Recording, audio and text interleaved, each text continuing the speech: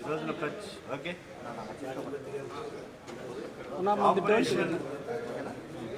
Operation బుడమేరుని అమలు చేయాలి హైడ్రా తరహాలో.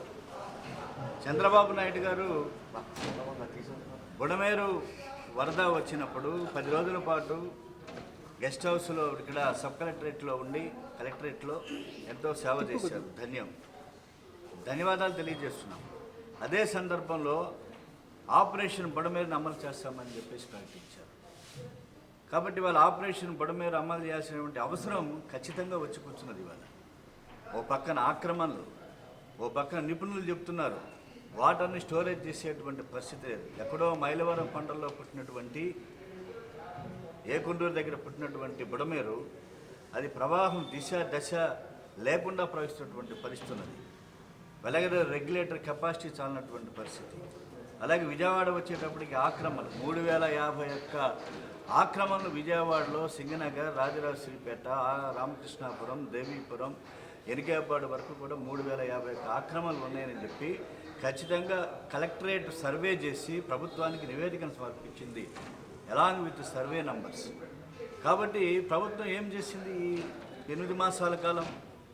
అలాగే ఎనికేపాడు టన్నల్, అండర్ టన్నల్ ఏదైతే ఉన్నదో 14,691 క్యూసెక్ల నీరు పోవాల్సినటువంటి అండర్ టన్నల్ కేవలం 1 అడుగు మాత్రమే ఖాళీ ఉన్నది. ఇప్పుడేం వర్షం లేదు కదా, మేము నిన్న పరిశీలించాం, 1 అడుగు మాత్రమే, అంటే 4,000 క్యూసెక్ల నీరు మాత్రమే పోతుంది.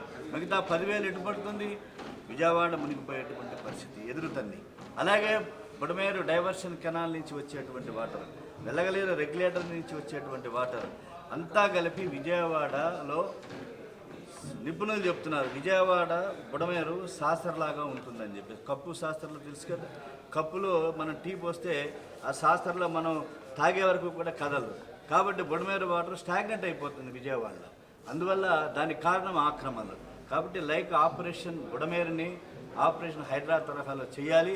ఆ వైపుగా మా ఉద్యమ కార్యాచరణని ఈ రౌండ్ టేబుల్ సమావేశంలో 3 జిల్లాల సమస్య కాబట్టి ప్రజల సమస్య, this is not a political issue, రాజకీయాలకు అతీతంగా అందరం కూడా కలిసి ఈ ఆపరేషన్ బుడమేరుని అమలు చేసేదానికి ప్రభుత్వపైన ఒత్తిడి తీసుకురావడానికి ఈ రౌండ్ టేబుల్ సమావేశం ఉద్యమిస్తుందని చెప్పి ఆ వైపుగా తీర్మానాలు చేస్తుందని చెప్పేసి పాత్రికేయ ముఖ్యంగా తెలియజేస్తుంది.